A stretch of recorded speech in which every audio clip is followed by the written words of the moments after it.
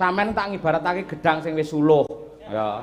Aja nganti dipangan codot-codot sing ora tanggung jawab. Nah. Mergo apa kiwa tengenmu iki codot kok iki. Kiwa tengen nih, tengen kula lak jenengan. Kiwa tengen ini tengene kula lak jenengan. Iya ning aku wis codot tobat aku wisan ora.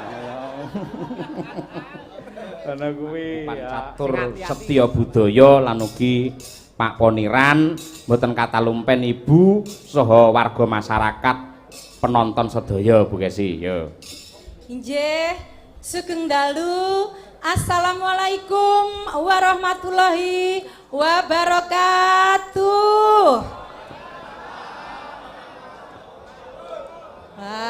Matur suwun Bapak Ibu. Saestu dalu niki kula sak kanca-kanca kula yoga lan sinden marem banget dugi mriki wau. Permai mriki wau. Saestu. Keroncong permai. Keroncong permai. Marem sangat dugi wonten ning permai mriki. Loh, kan tak jukok mburine to Pak Dalang. Kan nggih bener to? Iya bener pancen senengamu kok mburi. Ah iya. Dijukok nggon mburi-mburine kuwi lho. Ah iya. Tak matur karo para rawuh, para pamirsa lan bapak-bapak panitia. Kula minangka wakilipun kanca-kanca pengrawit lan ugi ibu-ibu waranggana lan ugi wakilipun Pak Dalang Cahya Kuntadi, bojo kula sing ganteng dhewe. Ngopo kowe padha tuweke dadak dilem lho. Lho, tuwek lek umur, tapi kan ya ije Yahud to, Pak. Iya. Nggih, kula saestu, Pak, Bu, utaminipun Pak Poniran lan ugi Bapak Dewan lan sedaya kemawon panitia. Pak Haji Junadi. Pak Haji Junadi ngaturaken panuwun ingkang tanpa upami dalu niki sampun dipun percaya nglipur warga masyarakat wonten mriki lho, Keroncong Permai. Mugi-mugi amal kesaenan Bapak Haji Poniran lan sedaya panitia dados amal ingkang barokah nggih, Pak. Amin. Dipun tambah rezekinipun. Ayem tentrem keluarganipun. Sing mirsani sak menten kathahe niki kula donga-dongaaken rezekinipun lancar sedaya lan ugi sehat. Lan Pak Poniran sampun kesupen menawi sampun tambah rezekinipun tahun ngajeng nanggap wayang malih nggih, Pak. Setuju nggih Bapak Ibu? Aja mung Pak Poniran. Sapa? Pak Haji Junadi. Oh iya, Pak Haji Junadi. Blangkonane. Dadi men ora lali so karo janjine, walaupun engko wayangane tahun ngarep yen panjenengan kepilih meneh to. Men ora batal omong ngono kon manjeri saiki. Ya ampun. Yo piyayi sakmene akeh yo seneng banget. Ah ya nggih sangu poso. Ayo. Nggih, kula dongaken Pak, mugi-mugi saestu dipun ijabahi kalih Gusti Allah. Ngendikanipun para ustad, piyayi pinter menika. Siang menika menawi sedekah menika mboten lokak ning malah ke saestu. Omonganmu kaya mulang cah TK ngono modele. Ora lokak malah ke kebo. Kan aku meh kaya Ustazah Karisma. Jare mbiyen sampean yo tau naksir karo Ustazah Karisma. Sing ngomong sapa? Sampean dhewe nang rekamanmu YouTube tahun piro 15 tahun yang lalu pas awake dhewe manten anyar. Eling gak? Heeh, kae pas aku pas kilaf kok kae. Lho, sampean kan ngendikan karo wong sakmene mbiyen sak apa ya? Pah aku mau opo keturutan ngono duwe bojo sinden wis tau. Ning aku kok ya pengen to duwe bojo ustazah, ayune kaya ngono lho. Kowe tak sampean tak kandhani. Nyapa? Aja sok percaya dengan kata-kata ungkapan para lelaki. Ning sing terpenting amatono tindakan dari lelaki tersebut. Nah, buktine awake dhewe omah-omah wis pirang tahun? 15 tahun. 15 tahun. Anake wis pira? 4. 4. Sampeyan lak ya hafal karo watakku to? Elek aku ya anak kaji, bapak kaya ustad. Dasare aku ya ngerti karo etika, ngerti karo agama. Buktine kapan aku njaraki wong wedok liya yen enek sampeyan? Ora tau bukan. Demi Allah yakin ora tau. Astagfirullahalazim. Astagfirullahalazim. Wong sakmene lho preso kabeh. Aku iki lho mbok blondrokke, Pak. Ya ora kok ya. Ayo anu ngaturke apa kagem keluarga besar paguyuban Catur Setya Budaya. Iki wonten tembang Asmarandana. Kagem paguyuban Catur Setya Budaya. Catur menika pun ngarani budaya wis ngarani kabudayan. Jadi paguyuban Catur Setya Budaya akan berkomitmen untuk ngrungkepi kabudayan Jawa nganti kapanpun. Wah, ngoten. Elok. Jos. Lek omonganmu apik ngene aku semakin sayang lho. Alah, gombalamoh aku gak percaya. Wingi kae mbok eling nang omah, jaman aku gaweke teh sampean kepaiten sithik mbok pait do. Bu, tehmu kok pahit temen to, Bu? Gregeten giah tak gekke meneh kapok. Oh, sing kleru ki sampean. Aku iki karo teh rapati seneng. Seneng aku lak susu to. Ngopo kok nek teh nggih apa teh? Aku iki paling seneng susu. Ayo. Aja ngono ngisin-ngisini. Ah iya, Enak wong akeh, ya, Mbang. Heeh. Yo aturno Asmarandana bawane maca pat engko bacote ndangdutan Catur Setya Budaya. Nah, iki ndangdut Asmarandana cakepan anyar ning engko lagune nyilih ya kuwi Wirawiri. Lah iya, heeh. Ya, Bu Kesi diaturke. Puji syukur mring Ilahi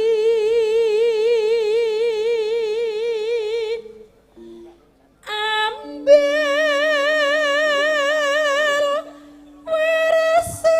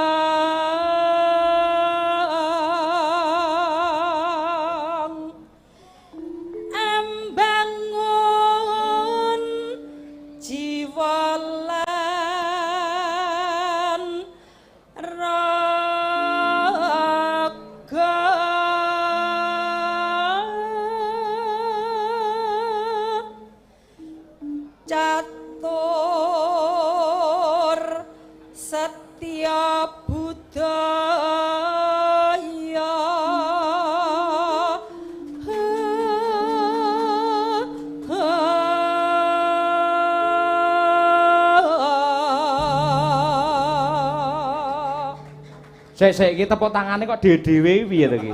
Engko to Pak sing bareng mau ditanggapne wayang kalih paguyuban Catur Setya Budaya. Tepuk tangan bareng. Nah. Ngoten kok iso dhewe-dhewe kono sik bari genti kono. Ayo, Bar niki sing kompak lek tepuk tangan ayo. Iya, Bu. Mugi manggiya rahayu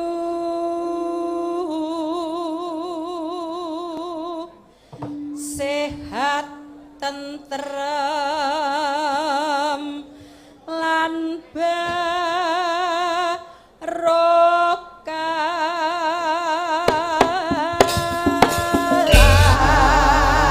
monggo sing meriah tepuk tangan untuk Catur Setya Budaya.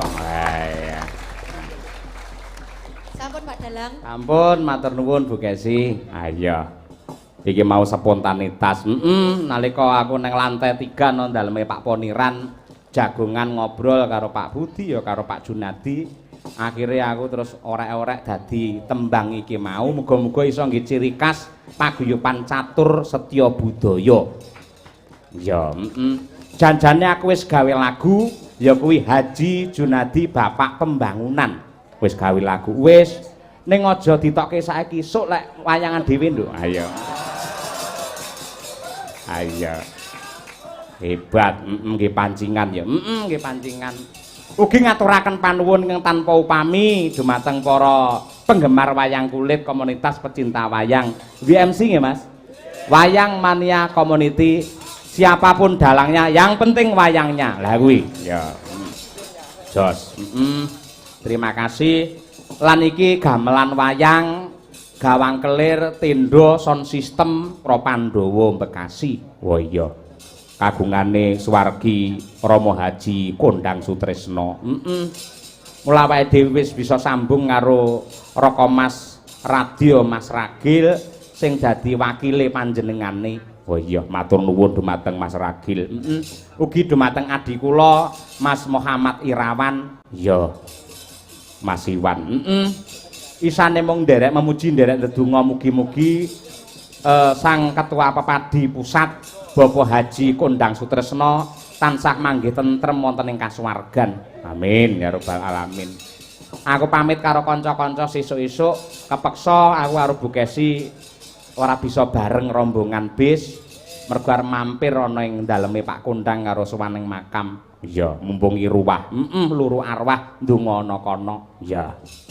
Matur nuwun, Mak. Akeh banget iki, Nduk, para sutresna budaya ingkang kepareng paring nawala marang awake dhewe tak wacane siji mbaka siji. Ya. Saking paguyuban Catur Setya Budaya ngersakaken lagu Gubuk Asmara. Nggih. Ugi saking paguyuban Catur Setya Budaya ngersakaken Sesideman. Nggih.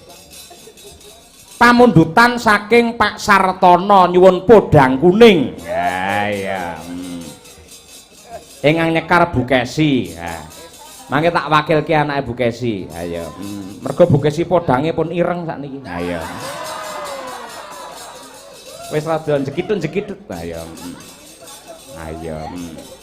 Goleke sing iki raja TikTok iki Umi Hafifah engko. Terus saking Pak Lamin Komunitas Wayang Nasional KWN request podang kuning. Nggih. Nggih, mangke kula aturaken gandeng mayoritas yang dikersake podang kuning ya diaturke Umi Hafifah. Ya. Yo tumpake sepur yo. Ayo, ngateng Nduk Umi Hafifah. Netos.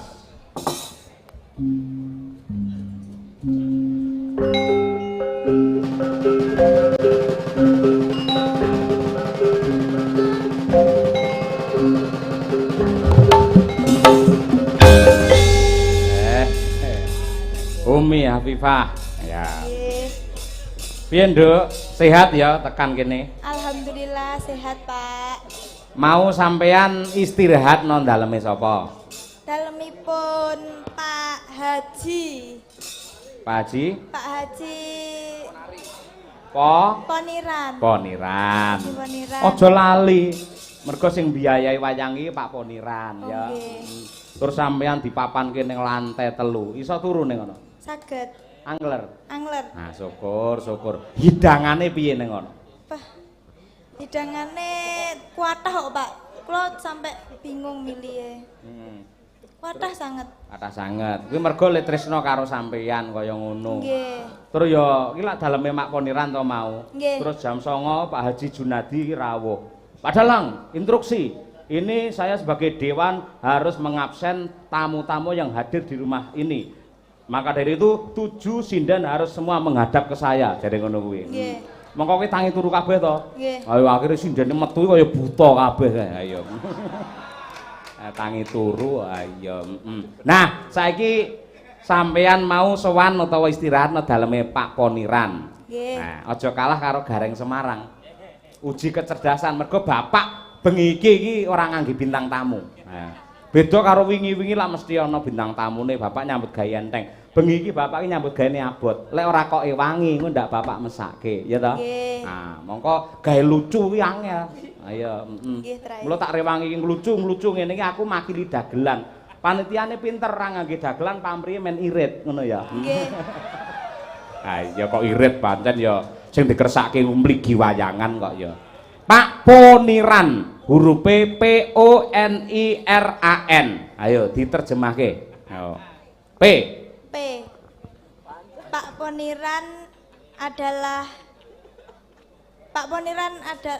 Poniran pada malam hari ini adalah salah satu donatur utama di acara tasyakuran ulang tahun ke-14 paguyuban Catur Setya Budaya. Iya, bener. Wah, lek ku ngenteni nganti ngempet ambekan kaya jebluk-jebluk kok dadaku ngene. Ayo. Oh. Kalau skleroku iki mergo menjadi sponsor malam ini untuk paguyuban Jaranan Setya Budaya. Cilaka ayo.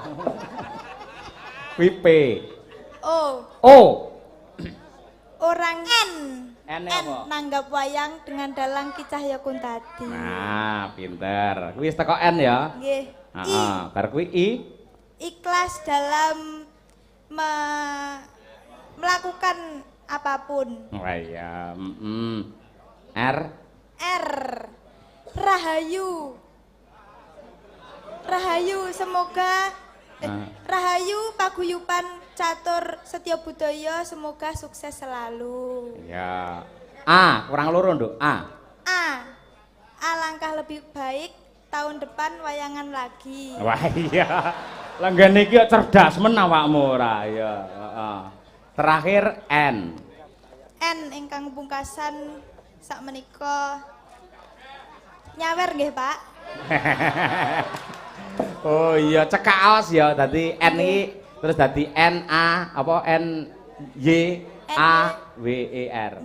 Oh iya, nyawer. Nyawer ora kudu dhuwit. Ning sampe disawer pangestu karo para pepundhen kuwi sampean sekolahe saya pinter, saya sukses, iso menggendong gelar sarjana kuwi luwih jos ngono ya. Nggih, niku maksud kula. Nah, ya dadi ora ngarep-ngarep dhuwit ya. Nggih, ngarep-ngarep. Kowe kok mencela-mencela iki lho. Nggih pangestu nggih nek upami kersa nggih dhuwit to, Pak. Ah iya. Kowe dhuwit karo pangestu milih ndi? Lho. Dhuwit. Dhuwit. Kowe salah. Pripun? Lek dine dhuwit ora dipangestoni iso kowe ora slamet. Oh ngoten. Ning lek entuk pangestu nadyan ora entuk dhuwit, wo ning ndi-ndi nemu kanca nemu sandang pangan sing apik. Ngipun pangestu nek ngoten. Pangestu tok lho ya. Dadian disawer karo penonton langsung masuk ning ngene dalang ya.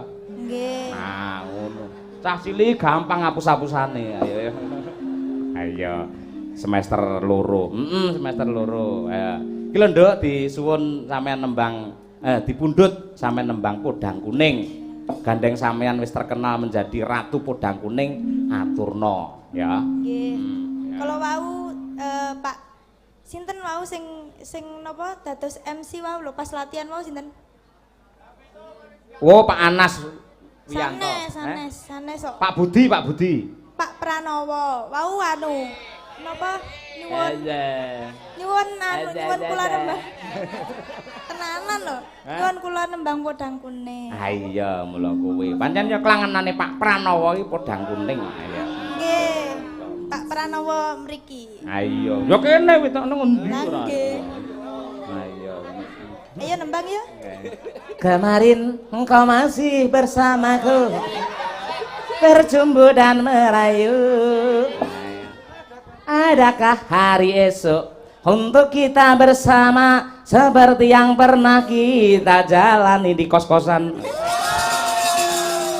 Ayo. Men kapok wae. Ayo. Yuk.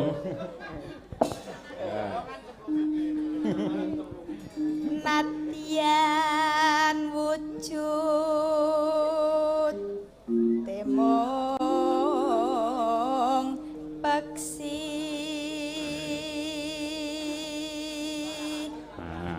Tepuk tangan toh Pak. Matur nuwun. Kowe iki aja galak-galak. Sing jenenge tepuk tangan iki men seikhlasnya, aja dipeksa ngono kuwi. Angger engko suaramu apik, suaramu becik ora usah kok aturi mesti do tepuk tangan kabeh. Nggih jane lah, tapi biasane nggih nek kula sampun nadyan ngoten mun tepuk tangan lho, Pak. Sing kon tepuk tangan Mas Pranowo. Mboten. Oh, lah sapa? Ayo agawe. Nano. Ayo. Agawe telining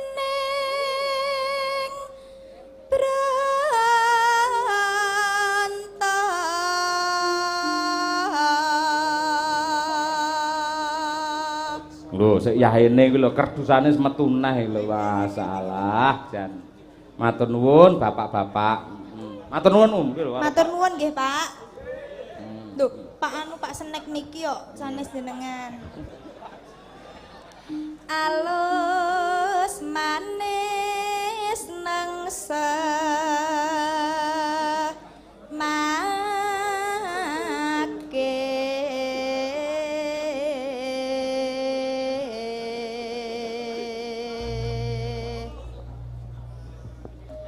wasu benggan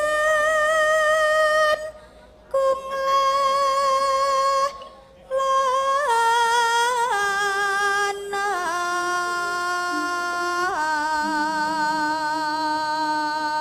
noneno golek isi podang jenar.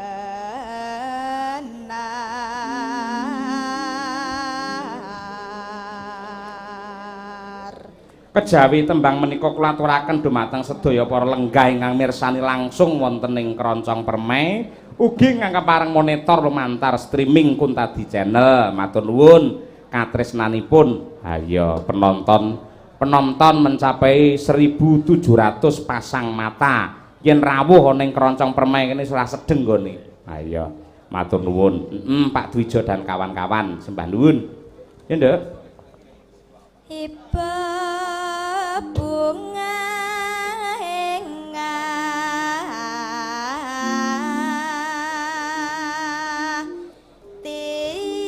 hatiku nyanding bisa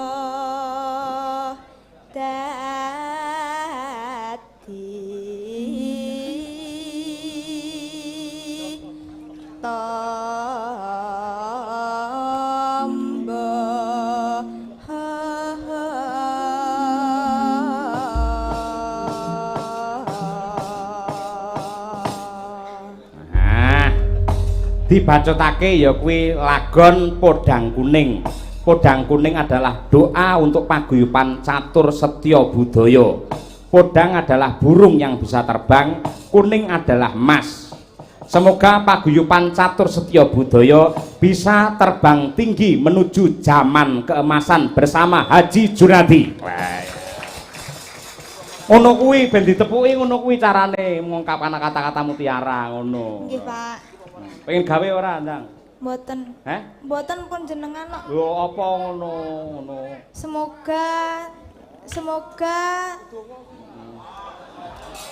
Semoga paguyuban catur setya budaya sukses selalu. Apik banget kowe ya. Ayo Umi ayo. Nembang mawon. Nembang. Sing apik ya, Nduk? Nggih. Kowe oleh milih nggon nek kene ketoke kurang jembar boleh turun ke sini. Ayo. Nek kurang marem kono ngarep Indomaret ya oleh. Ayo. Nah.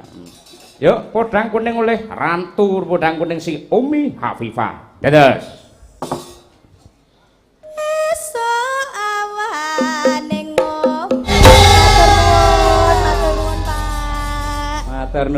Matur nuwun. Wah, berpartisipasi kanca-kanca wayang mania community. Ugi kula aturaken dumateng kadang-kadang Sencaki Sutresna Ki Cahya Kuntadi. Nah, menika wonten ingkang kepareng rawuh wonten lokasi niki Pak Narto Satra. Pundi piyayinipun? Oh, iki matur nuwun. Ini adalah salah satu komunitas Sencaki Sutresna Ki Cahya Kuntadi yang wonten mriki. Ya nggih, matur nuwun Mas. Ayo kanca-kanca padoske sing akeh ngoten nggih. Turunggo peresmian pengukuhan paguyuban niku terus wayangan. Nggih.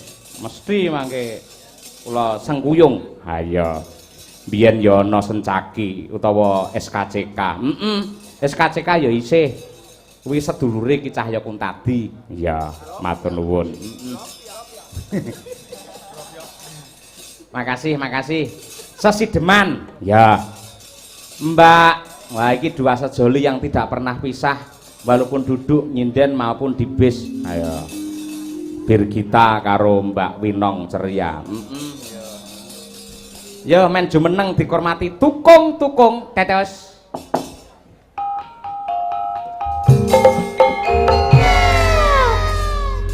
Nong Cahayu. Nggih, Pak, sedalu. Piye sik flu? Nggih, sekedhik masih. Ning jek kuat nyuwara to? Insyaallah. Ayo. Mula sing jenenge sinden ki lak ya modale ki lak swara. Swara ki ana hubungane karo gulu. Dadi mangan sak mangan iki kudu har sing bangsane goreng-gorengan iki disingkiri sik. Dadi sing ngemut lenga ki kudu disingkiri sik. Ya. Nggih. Sing ngemut lenga ki disingkiri sik, kena ngemut ning liyane lenga, ngono ya. Permen utawa apa, glali apa piye? Wah, lawas menek glali. Ngono kuwi. Yo, sip, nang jajal tak tes sik lek kowe nembang ape joget becik ya aku wis ora gumun. Saiki jajal belajar omong. Ayo. Ayo. Uyuh, watuke wis. Ya ya. Tes. Ayo menyapa para pirsawan ki, eno. Halo. Nah. Pripun, Pak? Loh, menyapa penonton. Hai para penonton yang budiman. Hai, teman-temanku yang budiman. Gitu. Gimana? Hai para penonton yang budiman. Terima kasih. Aja ngono nong. Lebih. Ngene lho, kok biasane ki lho. Sugeng dalu Bapak Ibu. Terakno aku to. Sugeng dalu Bapak Ibu. Kula minangka wakilipun ibu-ibu Waranggana ngono kuwi lho nong biasane piye. Rodo apal ya kaya ngono naskahe ora ya. Kagem paguyuban catur setya budaya. Ngono lho. Piye lho kata-katamu mahasiswa mosok ya angel. Tasnya SMA niki, Pak. Hah? Tasnya SMA. Iki rong lulus to? kelas 4, Pak. Kowe iki kok sakmono gedene ngendhok terus to? Mboten lah kula jurusan 4 tahun. 4 tahun apa jenenge? Penataan karawitan. Penataan karawitan. Wah, kancane gembut lho kowe. Mata gamelan ngono berarti. Dhewe penataan karawitan. Maksudnya menata gending ngoten lho, Pak. Upamane piye? Nata gending upamane piye? Nggih, mboten nggih anu ngoten tek tugas akhirnya mengke kan damel gending dengan baik yang benar ngoten niku, Pak. Oh, membuat karya. Nggih, karya. Enggak harus baru namun ditata supaya rapi ngono. Nggih. Oh, tadi gamelane tumpuk diresiki, Boten. disulaki ngono. Piye to sing jelas piye? Mboten sekolah braso, sekolah anu ngoten lho. Braso ngungkuli Mas Raja ora. Sekolah Aja nggarapi buta sepuh aja digarapi. Ayo. Piye-piye sing jelas secara akademis piye lho? secara akademis niku menata gending, maksudnya itu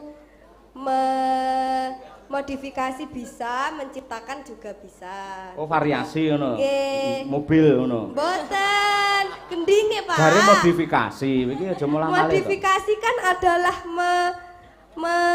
mengupgrade yang sudah ada. Oh, dadi komputernya men ora ketinggalan zaman di-upgrade ngono. Nggih, maksudnya gendinge niku kersane terdengar baru dan kekinian. Ngoten-ngoten lho maksudnya pokoknya. Oh, ngono. Nggih. Ya. Ya wis tak dongakne sampean sok bar menata gending iki lulus bisa menggendong anak ngono. Boten, ampun. Gelar lulus maksudnya Nggih, ngono. ampun riyen to, Pak, Pak. Ayo, aja sik ya Nang ya. Sampeyan tak ngibaratake gedang sing wis suluh. Ya. Napa? Aja nganti dipangan codot-codot sing ora tanggung jawab. Nah, Mergo apa kiwa tengenmu iki codot kok iki. kiwa tengen nih, tengen kula lak jenengan. Kiwa tengen ini tengene kula lak jenengan. Iya ning aku wis codot tobat aku wisan ora. Ana kuwi ya sing ati-ati membawa diri. Sampe nadoh kok Tulungagung sekolah ana ing Solo. Dadi dijaga kehormatannya. Mergo wong lanang karo wong wedok tak kandhani ya. Yen wong lanang iki ibarate piring iki piring seng. Yen wong wedok iki piring-piring beling. Yen piring beling sekali pecah tor dialteko ya ora iso. Ning lek piring seng wong lanang mbok ceblok sedina ping 7, tetep pol-pole gur desok tok ora masalah. Paham ya? Nggih, Pak. Aja nganti pecah piringe ya. Nggih. Ya dijaga sing apik.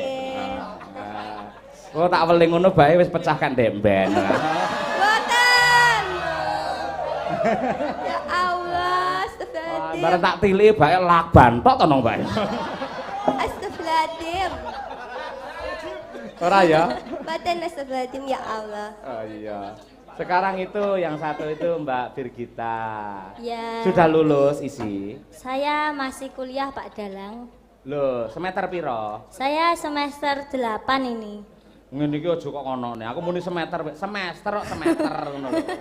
Walah gitu ya. Oh, iya. Maaf Pak Dalang, gue itu dari sini aja. Jadi gue kagak tahu bahasa lu Oh, apaan. kamu di sini aja. Iya. Dari Kediri terus ke sini kamu Iya. kerja di sini akhirnya terlonte-lonte gitu ya. Terlonta-lonta maksudnya ra entuk gawean ngono Gitu lho, Pak, ya. terlonta-lonta Pak. Iki panik nyambi banyol nyambi cerita. Lek sesuk ora tambahi 2 juta apa 3 juta dosa panitia. Kamu mau karya apa mau skripsi menulis atau artikel? Sekarang semuanya itu sama Pak Dalang. Apa? Skripsi sama karya itu sama-sama menulis sekarang. Menulis, membuat Iya. artikel gitu. Iya, tetap. Rencana sudah ada di benak Anda membuat apa? Artikel apa, tulisan Sudah, apa? sudah. Apa? Garap gending Pak Dalang. Ini tadi menata gending, ini kamu menggarap. Bedanya apa menggarap sama menata? Bedanya apa ya? Aduh, angel Pak Dalang pertanyaannya jenengan. Loh kamu kan mahasiswi, orang akademis. Aduh, Ya harus gitu. dijawab dengan ilmiah, ngono. Oh gitu ya. Hmm. Menurut Rahayu Supangga. Oh iya. Bukan Kayak menurut Rahayu mahasiswa Sukesi ya? kan. Oh iya. Iya. Gimana? Menurut Rahayu Supangga? Maaf ya Pak Dalang kalau saya ada salah. Nggak apa-apa. Garap itu adalah suatu sistem kerja seseorang atau kelompok. Jadi pripun Mbah Wirdosen kula wedi lho Pak. Oh, intinya ngono kuwi ya. Nggih. Lek nang nggen pedalangan garap adalah kemampuan untuk meramu atau menggarap dan menyajikan pertunjukan wayang agar lebih berbobot, menarik dan juga indah. Ngono kuwi. Kurang lebih mesti padha to? Nggih, sama Ayo Pak. padha wong awakmu kulino garap sari kan kulino. Ayo dadi ngono kuwi padha ae. Ayo. Nembang ya? Nggih. Nggih, ayo. Sesideman. Ayo, ayo. Yo, awakmu sik bir sing sepuh sik. Niki bawa to Pak? Oh iya ngono. Ayo dikumpliti ora. Wiwitane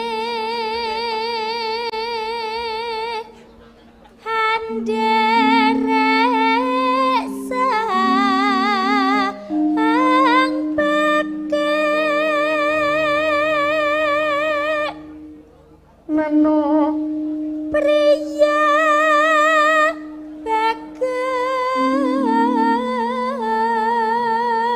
bagus kang olah budaya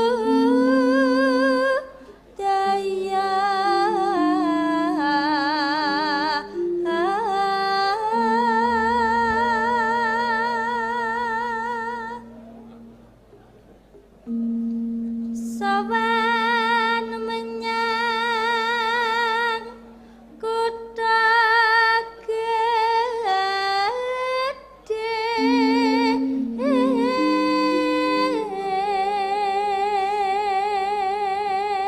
sinden-sinden wajib matur nuwun karo sing maringi tandha tresna helm mau. Nggih, Pak sapa mau Pak. yo? Pak Pri. Pak Pri, nggih sembah nuwun nggih Pak Pri atas hadiah kenang-kenangannya. Semoga jenengan sehat selalu, panjang umur Pak Pri. Kalau punya rezeki lebih nanggap Madangkara lagi ya Pak Pri. Nggih, iya. Ngono Sasmita ngopo kok sinden dine helm. Napa Pak? Jadi ya kalau kemana-mana dan berbuat apa-apa harus diamankan Oh, ya. Ngono kuwi. Jadi helmnya dienggo. Ayo. Ya lah Pak, Pak. Heeh, kowe ora nganggo apa-apa, ora apa-apa penting helman. Ayo. Apik wi ya, apik wi. Ayo. Ya nang, ayo. Ayo. Tantara Bendera terus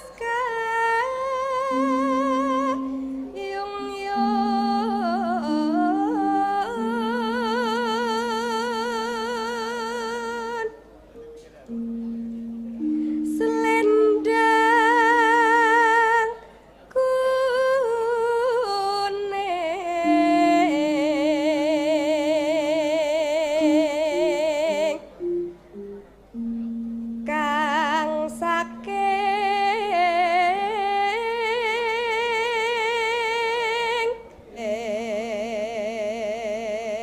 ngoper Birgita.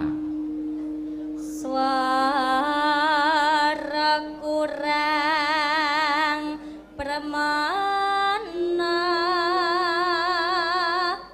ing wasesa ngungrum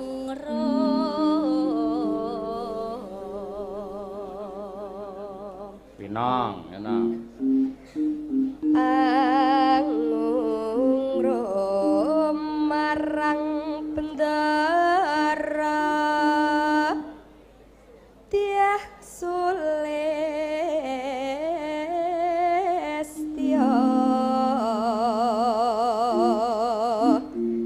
pijer ngincangake alis Yo, berdua masuk. terus tresno sesi